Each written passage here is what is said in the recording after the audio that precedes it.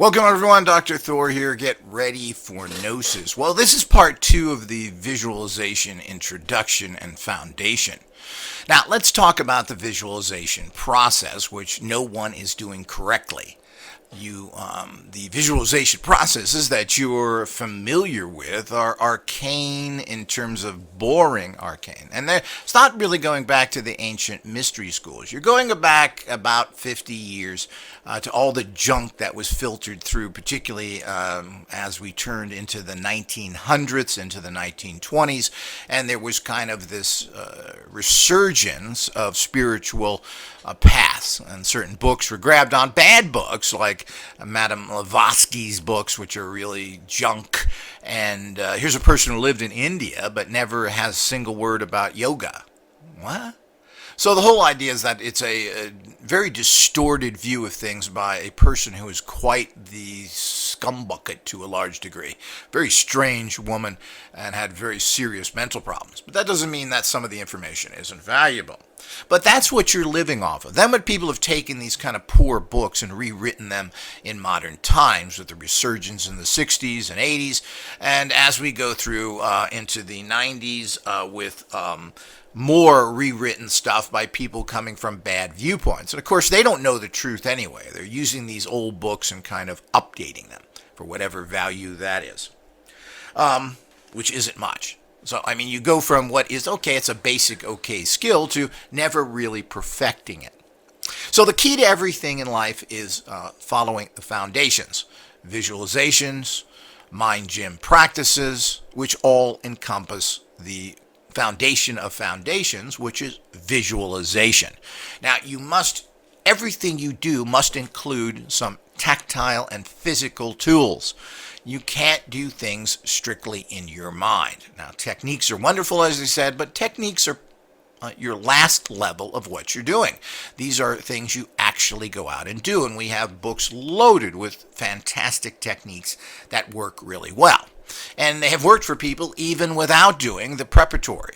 But they're not working to the level that they should because people don't have that preparatory abilities. And the preparatory abilities is learning to visualize at a high level. Now, we call this empowered visualization. We have a book on this, which is an interesting book, which gives you a whole little system. But, there is better ways to do it than that actual book itself. There is using tools, which that book doesn't use, to get you to higher levels. So using the tools is essential. So we have to understand that is the way of doing things. All this other stuff to make it easy on authors and people. Well, just get a book. You don't need any tools. I mean, this was a famous thing that the publisher of little booklets used to do. If you acquired anything, they'd figure out a way not to. They don't want people to have to get anything. Buy their little booklet and everything was there. Well, that's just really not true. Words on a page are not empowerments. You need something more, and you need a lot more. And while you can get a lot of energy from empowered images, otherwise known as sigils, you also need to do physical things. And basically, the taking in of the energy of sigils and using them for manifesting is something that falls into techniques. It's not preparatory. It's not the practical empowerment that you get from centering and occult gym practices, and visualization. Now, visualization, and again, other authors and so forth, well, they just want to give you a little book. And, if you bring a book to a publisher that requires a product, well, they're not going to want to put that in the book, as I've kind of just mentioned. One publisher, as I said, refused to do it on any level. So the whole idea is that most other people won't do that as well. Or if it's something very simple that people have at home or can get, maybe they'll include it. But they don't like to do that because it puts the reader in an awkward position. Yeah, wanting to be successful. And of course, this is one of the mental problems as well, is that do you really want to be successful? You want to buy a book, but you're too brainwashed to think that you really need tools? That it should be in the book because that's how they do things, because publishers do that to make it easy and kind of sucker you in by giving you information without the tools. So, teaching you how to swim in a book, but there ain't no pool around so you can swim. So this is what they're doing to you. And of course, you like that because you've been told that since kindergarten by ignorant, buffoonish teachers, college professors, people in authority, all the idiots who have built this giant cesspool that we live in.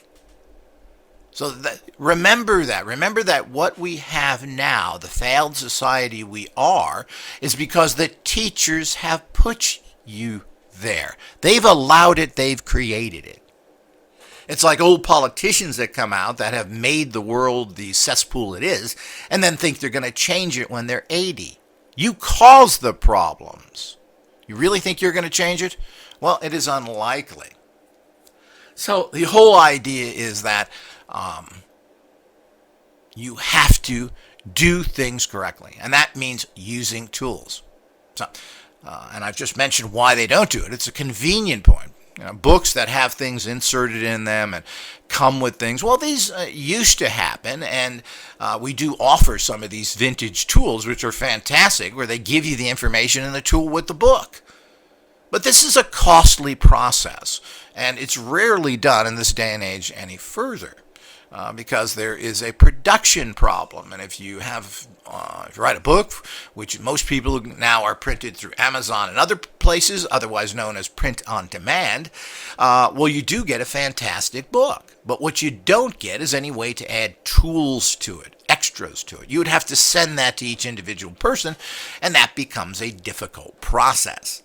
But that's where the empowerment is.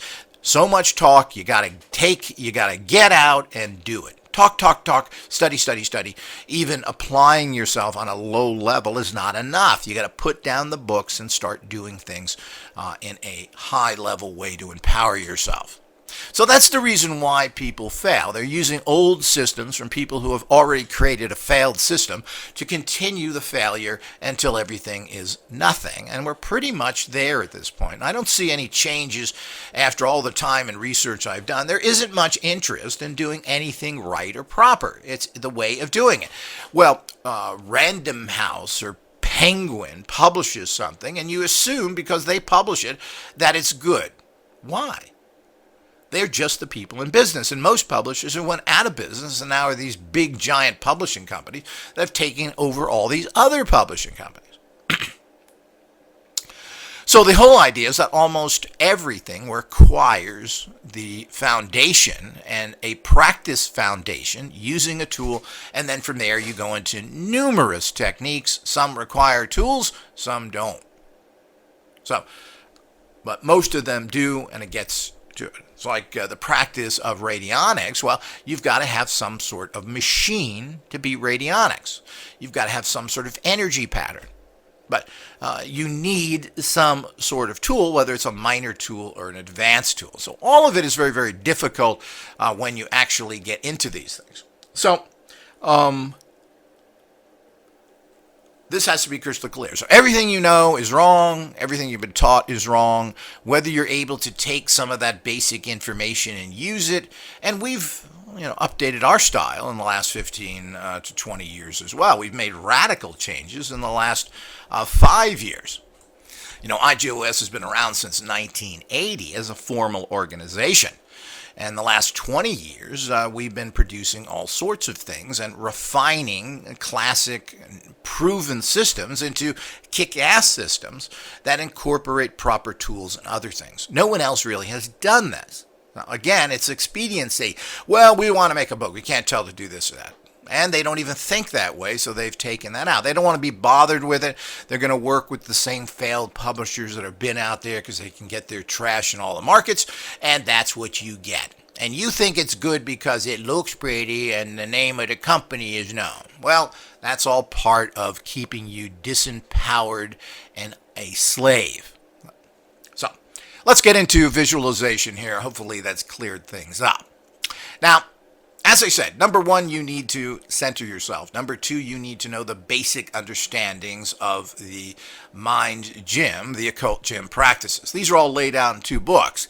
The other thing, of course, is now moving into the use, and both of these incorporate visualization skills. So let's get back to visual. Now, what is visualization now? It's holding a clear thought of something in your mind And by doing that, you are sending energy to it to empower it to manifest. That's what visualization is all about. Now, this can be anything. People get caught into materialistic items. I want a car. I want this. But you can visualize yourself being a master, being an expert, performing some sort of non-physical task or higher consciousness task. You can visualize yourself being a visualizer of great power. Why not visualize yourself being a visualization master? So people get caught up because it's geared towards that, in that, gee, I want to get this car, and you're going to visualize. And there's many techniques that people have used in recent years that are all bad. One of them, of course, is a physical tool, but a bad one, which is vision boards. Now, you put a board there, and you cut a picture out of what you want, you put it up there, and you look at it. Well, of course, that is not too bad. At least it's something that you have it there. But, you're talking about levels of empowerment. We don't want levels, we want empowerment. So your consciousness doesn't relate, that manifests everything, your inner magical being, doesn't relate to one-dimensional pictures very well. Life is not one-dimensional. When you go out in the real world, you don't see flat pictures of stuff. You walk around and there's a tree. Well, is the tree flat? Is it a picture of it? No, it's a three-dimensional tree. So when your consciousness sees pictures like that, it discounts them and gives only a minor amount of energy to that concept. So it's not a good way of doing things. Of course, again, it's easy, you don't have to bother with it, etc. So what you should be making is a vision shadow box. Now, shadow boxes are where you put 3D items in and you hang them on your wall, and everyone should have one of these as part of their visualization process. And they're very easy to buy. You can find them out there of different sizes, and you customize them, which is important as well. You're going to have to take some time to make them look the way you like it. Customize them. Put items in your shadow box, and most people have made shadow boxes in school, I guess. I remember making these in school many, many moons ago, and of course I think most people understand what they are, but you can look that up. But you're talking about what is considered what looks almost like a picture, but basically it's 2 or 3 inches in depth where you can place things on there. So these are available at any craft store, and inexpensively. And you can be as fancy as not with this, but you should put some time into it. This is something you're going to keep for the rest of your life, and you're going to add things to it. You can get little miniatures. You can create an entire world of empowerment in your shadow box where a part of your consciousness actually lives. And that's a whole nother thing we'll get into in other lectures. But you want something in there. So if you want something, you get a 3D model of it. Now, what I've said on many occasions, of course, is let's get it down to something you can relate to very easily. Well, let's say you want a car. Well, you can find a model of that car, a small one, usually a Matchbox or a Hot Wheel or some other manufacturer. And there's many of them that make miniature cars. The scale of these is usually 1/64, in that range. It can be smaller than that if you want to. But these are pretty good, and some of them are excellent copies of the car you want. You can even get fancier if you want to get other ones that are more expensive. These are pretty cheap. You should also get it, and if you wanted a particular color or something, well, you should paint that car, spray paint it. If you're only able to get a green car that you like, well, and you want a red one, well, just zap it with spray paint very quickly. You don't have to be fancy about it. Try and do a good job, because you don't want something looking horrible, because that's what your consciousness will look at. But you can do that, and a lot of these things come in different colors. Look around. There are thousands of places to find things now on the web. It's important you get things that are keyed to you and closest to what you desire. So that's what you'd put in there, a 3D object. Now your consciousness tends to pay attention to a 3D item instead of a 1D picture, which has basically no meaning to your consciousness whatsoever. A 2D item does, but of course it's not the scale, it's not the other thing, so it's not 100%, but the point is that it's there, plain and simple. So it is much more graspable towards your inner magical being. It's something more physical instead of living in Never Never Land. trying to pull something from the sky that isn't there, your inner magical being doesn't relate to well. It wants to see, well, yeah, there is something physical there I can get, and that's important. So as we get involved in all that, we need to create that type of a thing. Now, that's a secondary thing, and we'll have a little course and other things on that. But let's get back to the tools. Now, we have two visual. You need to have tools that are physical, things you can hold. And it's not only visualization that you're creating here. You're connecting, when you do the process of using our tools, you're connecting to the energy that's there, and you're doing psychic empower. It's a whole occult gym process all wrapped up.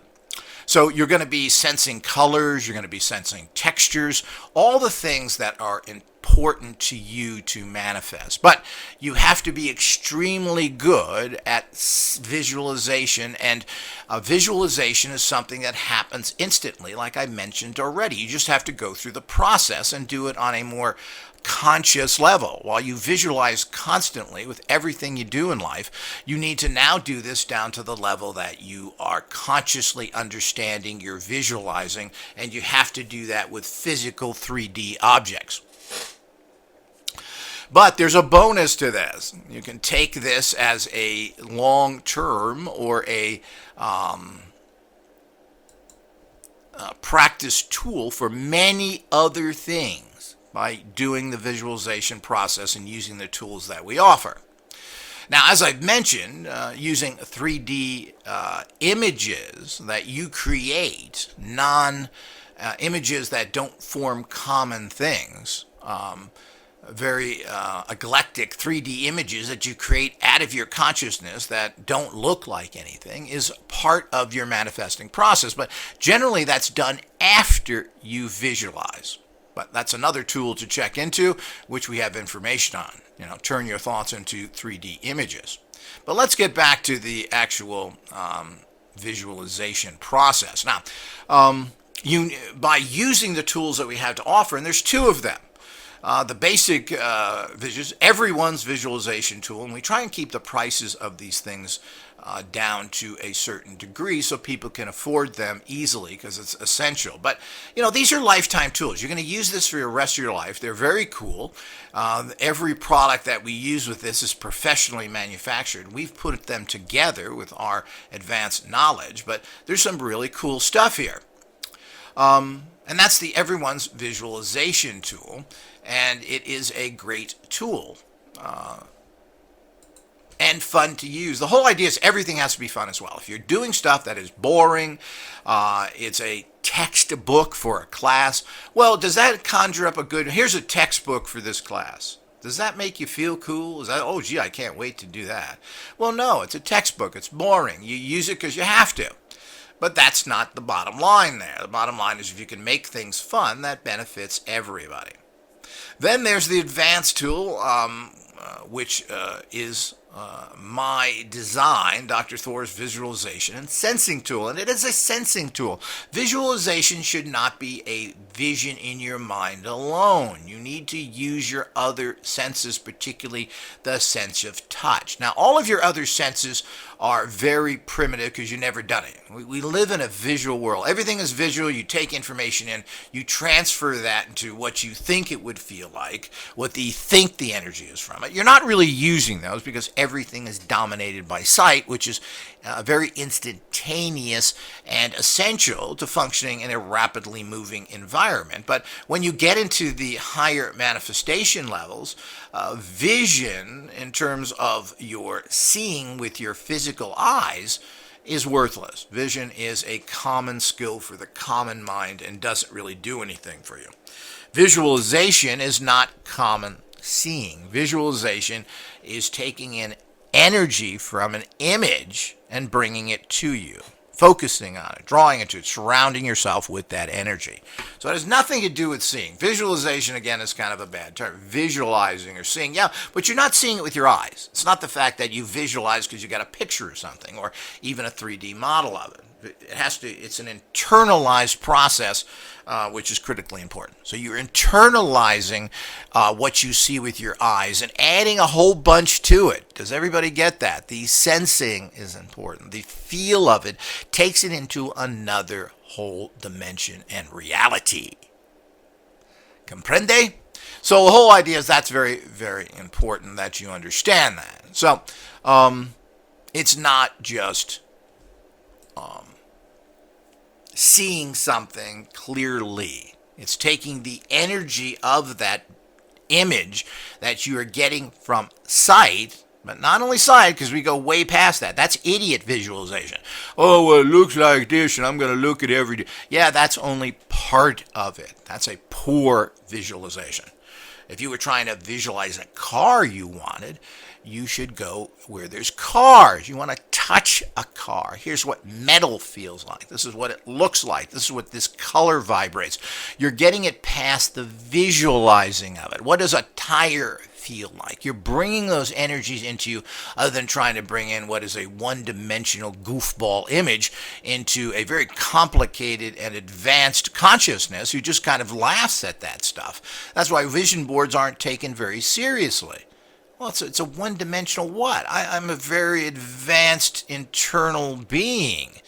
Your inner magical being is very advanced and bored because of all the garbage thrown at him. So you need to take it into your consciousness, and you're taking energies in. You're not taking pictures in. I don't know if people get that or not. So my designed here is a really fun, cool visualization and sensing tool, and we give you many things to sense and visualize. And we do this because of the fact that you want to use this every day of your life. So we want to make it interesting and fun, but give you as many dimensions as you can. And of course, this is all outlined in the extensive instructions that we have for these particular tools. But we're giving you a background here, and I will be giving you actual demonstrations on a very low level. Okay, now we have several visualization tools. We have a fun one. Go to the website, follow the link down below here, and check out the 3 different models. Now, the Everyman's model, my model, a sophisticated one, and of course a fun little model as well. So we have 3 now, just to correct that. Now, all of them involve the same kind of process. What you get is a more advanced tools as you're getting more search and find type items. Now, how do you force visualization? Well, as I said, you're visualizing all the time. You need to make it a conscious visualization, and that's what these tools do. It's as simple as that. So, it can be done in an exciting way, as I demonstrated here, or you can do it from a boring book and get no results. But if you're not physically visualizing, forcing the mind to visualize where you consciously understand it doing, you're never going to be good at visualization, and you will fail at manifesting on any kind of high levels. Some people push their way through from sure dogged determination, but this is silly, and you're draining yourself. The other thing with visualization is you want to make sure that all your energy is spent in the visualization process, not the prepping.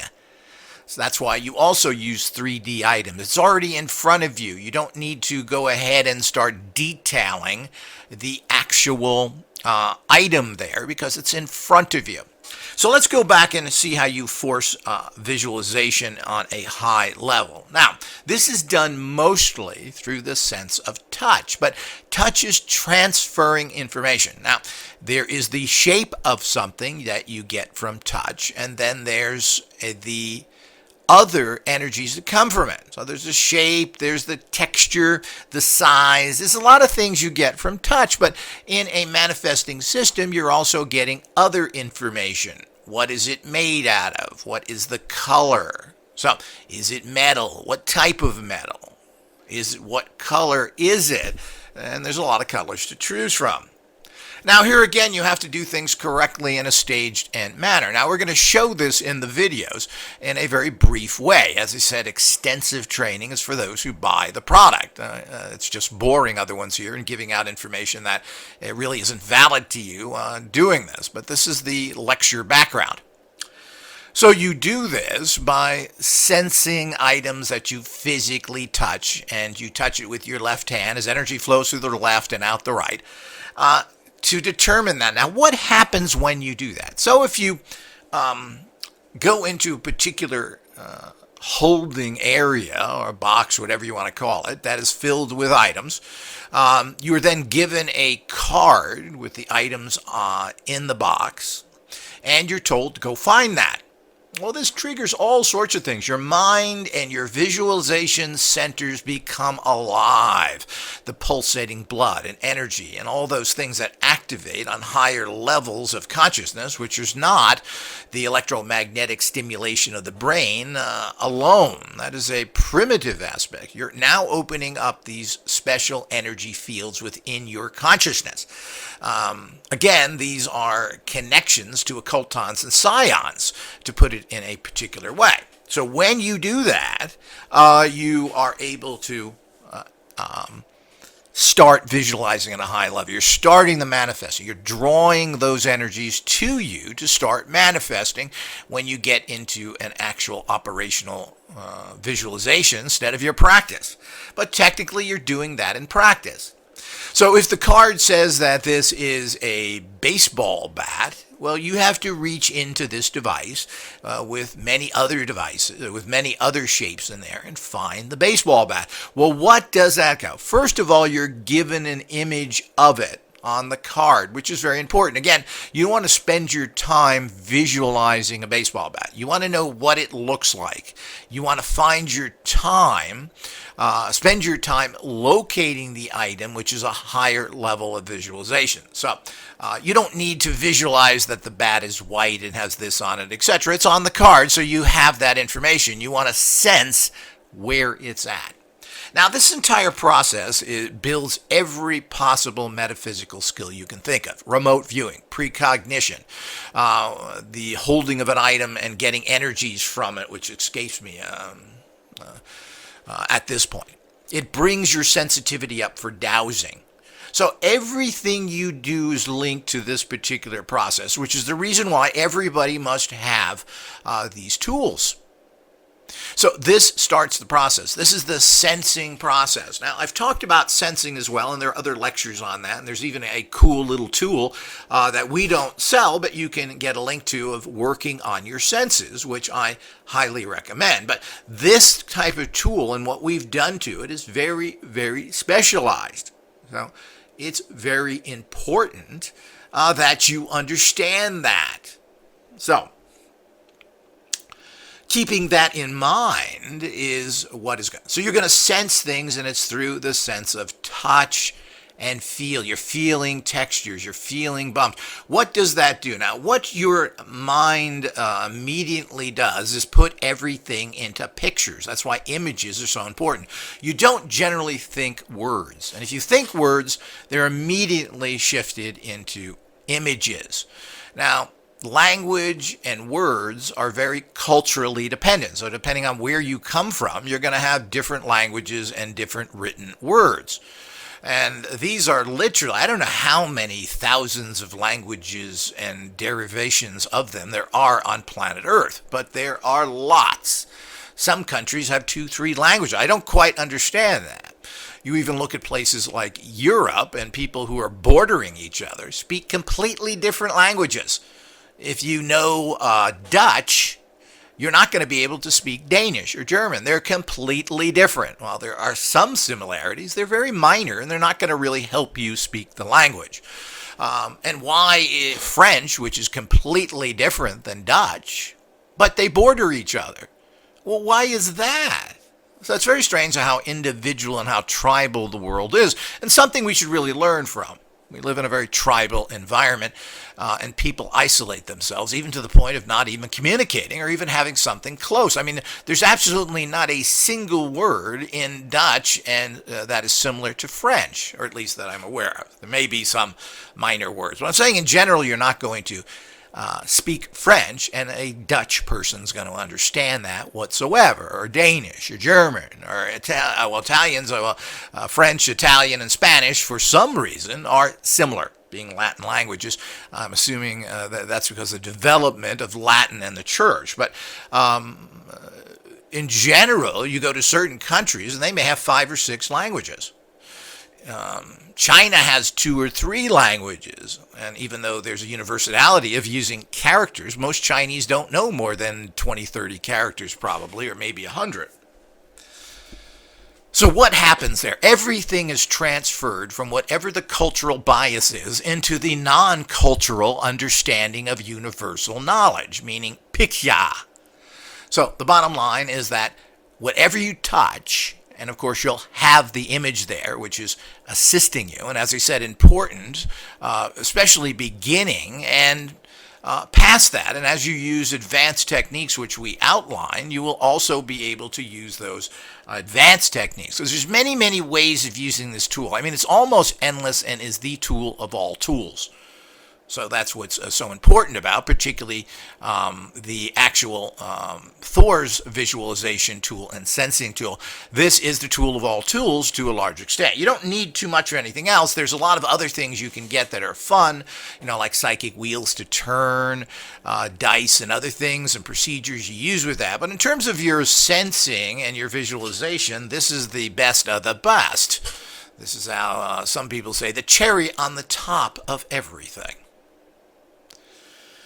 So your mind automatically switches from sensing and feeling over to pictures. So if you're always going to get an image, whether that's correct or not. So if you feel something hard and metal-like, you're going to get a metal image, whatever that may be. Maybe it shifts to a beer can, whatever else you think of as metal. And this then will be further defined into what it really is. Is it actually copper? Is it actually steel? Is it actually something else? Now, this is how your senses start to define things after the gross, well, yeah, this is metal. So, but your mind is flashing through all of these things, creating these images. This is what visualization is, and it's instantaneous. Now, you say you can't do that because all you've done is not do any of the practices. You haven't honed this. So you're just seeing all these flashes, and you're not taking them into consideration whatsoever. I can't visualize. I've heard that 1,000 times. You're visualizing all the time. You're just not paying attention to it. Now, we don't pay attention to a whole bunch of things because we have so much data coming at us. So we don't really see anything. We don't really hear anything. We don't really touch anything. We get the gross information there, and then we let our toxic mind and our cultural bias fill it in from there. So if you're a person who's constantly handling something, whatever that may be, you're not going to analyze the difference between one ceramic coffee mug and the other. What's the point? So you're going to get the gross thing. Well, what does it say on the outside of it? What does it shape? But you're not going to get into the textures, the weights, or anything else. Your mind just goes by that. There is no value to that. Now, learning to give value to that is important in the long run, and you do it subconsciously without stress. But if you had to look at everything, touch and feel everything at a high level, that's all you do all day. Now, you can do this instantaneously, as I said, once you start gearing your mind to think like that. But everything is being changed into a picture. So you have a particular coffee mug at home. Every time you think of the word coffee mug, you're going to see that mug in your mind, or a similar one, or something you deal with it or remember. So the constant image is going to come up. Now, in society, all images are very, very similar. So a cup is a cup. Now, it may vary to a certain extent, but you're not going to, in another culture, see the word cup come up. If it does come up, or the Chinese character for cup comes up, you're going to flash on what you think is a cup. And now this is where you get into changes in society as well. But a cup's a cup. Bird's a bird. Car's a car. Now, there are variances of all of these. But that's how your mind works. So your mind always works in images. And your higher self works in abstract images, because abstract images are then formed into what you desire. So if you picture a particular thing and you give it lots of energy, which is specific, well, you're going to draw that kind of specific thing to you. But a lot of things can't be pictured. What is success? What is protection? What are higher skills? Well, you have to make an abstract image using a 3D imaging tool to create that so you can draw those energies to you. And of course, that's all part of these very key tools that we have developed for you. So keeping that in mind is a very critical situation, that you understand how all this is done and how you take the basic language, printed, etc., you turn it into images, and then for other things, your consciousness is actually creating abstract images that will then be turned into particular skills and abilities. So I hope everyone gets that. It's very, very crucial, and why you need to have so many different tools, which of course are lifetime tools, because you're going to be using these every single day of your life, or at least often. Many times a week, 3-4 times a week. You should at the minimum be using these things for a few minutes at a time to get the kind of results you want. It's like everything else. You go outside, you put shoes on. Well, that takes you 3 minutes. You get up in the morning, you do your visualizations and other things, or whatever it is that you take the time to do it. That's the way everything is properly done.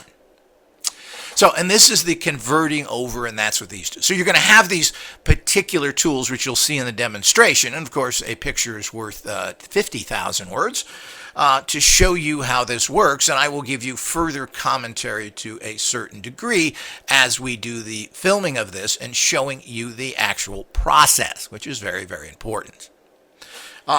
So keeping that in mind is the fact that this is how it works. This is how everything you do changes to image, so you visualize. Now, what you want to make sure when you're visualizing to gather more information, making your visualization more empowered, is honing your skill. You just don't want to say, it's this color, it's that color, it's a car. Well, what is the texture of it? What is the shape of it? What is the color? So this is what you build, and so you've got to get away from the sloppy image mind that most visualizations is. Then you fall on the crutch of using a 1D image. So you got a 1D image of something that you fall on the crutch of it and you think you're getting a proper visualization. You are not. Your consciousness disregards that.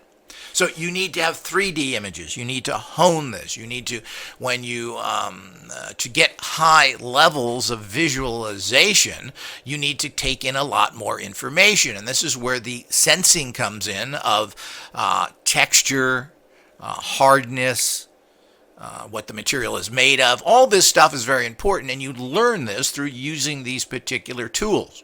And you then hone your skills by actually using your sense of touch initially to identify objects of what's in there. And this is really unlimited, and you can always add to the kits if you desire, but we give you a lot of stuff. You shouldn't really have to do that.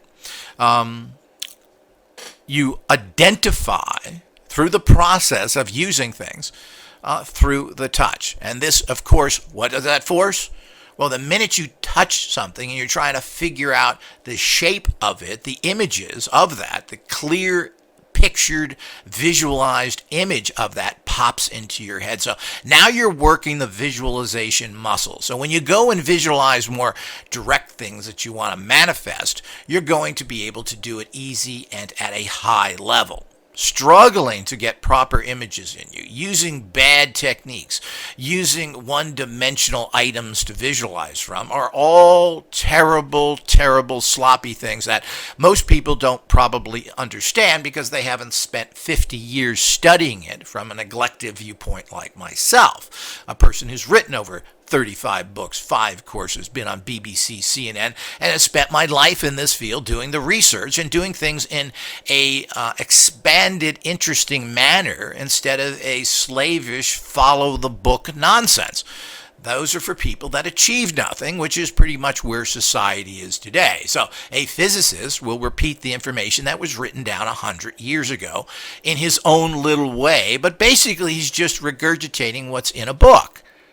You have to go past that. If you're a master and you want to master the environment we live in, which is very strange, weird, and empowered, then you have to think that way. And if it worked by just getting it out of a book, and that includes all the occult and metaphysical stuff as well, if books work just by the way of the written material in there, then everybody would be powerful. Yes, written material is good, but you have to take that into your own consciousness and your own abilities to make it work at the level that you desire, or at a high level, which is what everybody wants. And that's the other key. If books did it alone, everybody would have that skill. It doesn't work like that. Somebody will read a book, they'll apply it based on their understanding and abilities, and they'll get X results from it. Generally, this is mediocre to poor. Other ones who are trained properly and have empowered books get pretty good results all the time. But are they knockout results? No, because they're not trained. They're good results for written material and special empowered books that you only get from IGOS. But what people want are extreme abilities. They want what is better called superpowers to manifest, to influence. Now, this comes from training yourself and nothing else. Now, we live in this world, and it's one of the problems with the recent explosion of superheroes, is that generally superheroes don't do anything. They don't ever show them practicing, developing their skills. It's just, okay, I'm there. Or the epitome is Superman, which is the fact Superman has abilities. Why? He trained, he went through some lodge and learned the mystery secrets of ancient world. Yes, we will teach you, Superman, how to bend this pipe. Oh, no, you don't. You have super abilities because your butt is on this planet. Oh, isn't that nice? See you later. So the whole idea is that's what people want, Superman abilities. I'm here, I read the book, I now am Superman. So the whole idea doesn't work like that. It would be nice if it did. It doesn't. Plain and simple. So the bottom line is you have to develop. So techniques and other things all help you. It's a step up the ladder, but everybody wants to be at the top of the ladder. They want those superpowers. And to do that is not that difficult. You can manifest better than 99.9% of the people out there by following IGOS systems. And they're easy. Not only that, they don't take much time. And what's the kicker? Well, I make things fun. The whole idea is it's supposed to be fun. That's why I use all these different types of tools and games. That's what they teach in all these institutes, from Princeton's Engineering Institute, which studies psychic powers and train people, to SRI, that's training people today using a lot of the tools that I have developed. They're using this to develop psychics. So the point is that a lot of these tools and these parapsychologists have always had to train people. You can't just go out and put a news wanted psychic for study. You get $1. This is the kind of stuff that we always run into. So what do they have to do? Well, they have to develop people. They have to take people who are basically shown to have a natural ability and develop that into a high ability. How did they do that? Well, Russell Targ and Tart, the other famous guy, well, they were people who liked to build electronic stuff. And they even SRI manufactured Russell Targ and his Hardaway, I believe it is, or not Way, Harda something, developed the perceptron, which was an electronic device that was built in the late 70s, quite groundbreaking for that time, which flashed lights to help your ESP abilities. Now, this is pretty low-level stuff, to be honest with you, but they're very fun. And they come with an entire course. We do sell these. We have a few of these very, very rare items in stock. And you can get them while supply lasts, which is very difficult to find. And we have them new. So the whole idea is that keeping this in mind, we have to understand that tools is what people. So they went and they found people that were interested in it, that wanted to learn more, that had basic psychic tendencies, and they made psychics with them doing what? Well, now they're trying to use DNA. They're trying to change your DNA, inject into these things. Take a pill. They're also trying to stimulate areas of your mind now using different hallucinogenic drugs, ayahuasca and other drugs that they're using to target areas of the mind to make you a psychic. This kind of work has been going underway now for several years by government central intelligence agencies to make psychic people, because you get amazing stuff for very low cost doing this.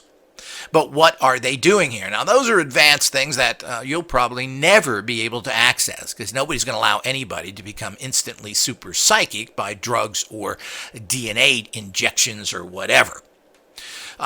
What all these people do, and particularly Princeton engineering lab, who had a whole room full of these kind of training tools, games, and so forth. They were notorious for using these different tools, including things like electronic battleship, which Angela Thompson Smith talks about in her book Sears, of using, and how she was so able to beat the machine because she had these psychic abilities, and how many of these things are used. And of course, a lot of people don't talk about this. They want to keep it in the money-making realm. Go to my course. I'm going to teach you. You don't need tools. You need me, my course, and a lot of money that you spend on it. So, and of course, you do need that. You do need proper training and courses, but you need tools. But people have a blockage there because it takes the ego away. They think that you're going to get the tool, and it's true to a large extent, and you're not going to need them. Well, this is true, but it's ignorant not to use things. We are a species of tool makers. We make tools. The tools we then make machines with. That's what makes us this superior, inferior, psychotic race that we are. Point is, we have that capacity because of hands and feet and our basic thinking, because we're not very smart, but we can make tools to kill big, stronger animals that we could never master over, just because we can make a spear because of our primitive thinking, and we have hands and feet. The same thing holds true for using some sort of psychic tool. So if you don't have psychic tools and you don't have a perception, you don't have these things, you're not going very far, period. And that's not a sales thing. I've done this for 50 years. I know what makes people. People do not get empowered through using books alone. Techniques are fun and get you going, and they yield a little bit of fun results instantly. But you go through that beginner luck cycle, which is another cycle I haven't really talked about. But yeah, things work. You're positive. You go out there, you do, and you get some results. But this gets to be declining results. And it seems that the more you get involved in things, and of course, the less fun it gets. And that's why it's so important to have fun tools, things that are interesting. I mean, we have things you search for that are fun. And it should be fun. This is what your inner magical being wants, because basically non-fun things that are boring, are usually things that don't have much value. So your inner magical being is not interested in that. It's not interested in doing the stuff they teach in school and reading a textbook. What do you need your inner magical being if you're going to do things like in a stupid school and read a stupid textbook written by ignorant, buffoonish people that are repeating things from 300 years ago? Well, your inner magical being is a genius. They're going to just poo on that. Get that stuff out of here. Where's the cool stuff? Where's the fun stuff? Where's the higher consciousness stuff? That's what they want. That's how the inner magical being works. And if you give it garbage, you will get nothing from it. Well, we ought to go to school because school is how that. What has school ever done? Yeah, it's taken people to a certain level. And now after everybody reads and writes, kinda, particularly if you're an American. I kinda read and write. I can spell words that are a couple of letters long. But that's another issue. But it's an important issue because those are the same teachers that are telling you to teach and are teaching everybody but not getting any results, and nobody can read or write decently, etc., etc. So the whole idea is that if you get that kind of garbage in schools, now that people have reached a level, just like with science, which only believes in materialism, we are now hit the deepest, darkest blockage of all time. getting over this level of primitive teaching when people needed to just read and write. There was a lot of illiteracy, and still is in the world. What people don't understand is a lot of people still can't read and write in this world because it's not a valuable tool. People that go to Afghanistan, the military, can't keep a lot of these countries under control or assist or train the people. They don't read or write. How do you teach people like that? So the essentialness of that is beyond words, obviously. But once you get that, where do you go from there? Primitive teaching that doesn't work, old belief systems that go back hundreds of years, you go screaming like a bolt of lightning into a horrible, horrible, dense wall that sucks the energy away and leaves you sitting in a corner of nothingness. So, this is critical to understand. And that's where we're at right now, because we have materialistic thinkers instead of energy thinking. Instead of subtle energy physics, we have physics, meaning the material. And all you see is a rock. It's a rock. You're a meat puppet. Well, it's not. Where did that come from? So, it comes from an informational energetic field that formed that. So, but that is not an accepted understanding because, and why should it be? I mean, it's insulting that someone trained in these buffoonish schools of ignorance would accept something so profound as something as energy and not physical matter. Why would they? It's just a base level of stupidity that the whole world runs on. So, we need to fully understand how things work, and you need to start using. So everybody created tools. As I said, Tart's famous chart, I think it's Charles Tart, who did a lot of work and still is well known in classical industries, have all made physical tools. As I said, Russell Targ was famous for that. Now, everyone that I know of made some sort of tool of their own or is using some sort of tools. Now, I don't see the value in making tools. It's very expensive. I modify pre-existing tools that are professionally made, that are fun, that are colorful, that are interesting, modify these things and show you how to use them. And you can use so many things in a basic empowerment way that are fun. And that's what it should be. If you don't make it fun, you will not access higher empowerment realms. That's another key. It's all about the fun because that's how your entire conscious, your common mind is nothing but a little joy whore. What is fun? Give me fat, give me sugar, give me sex. It's all just a constant releasing of dopamine. We're a pleasure machine. We want pleasure 24/7, and that's it. We're constantly trying to alter our consciousness. Why? Because regular consciousness sucks. You're cold, you're sleepy, you're hungry. You got to do this and that just to survive. How boring is that? So, that's how it works. So I will end it here in part 2, and then we will go on to part 3 as kind of a summary.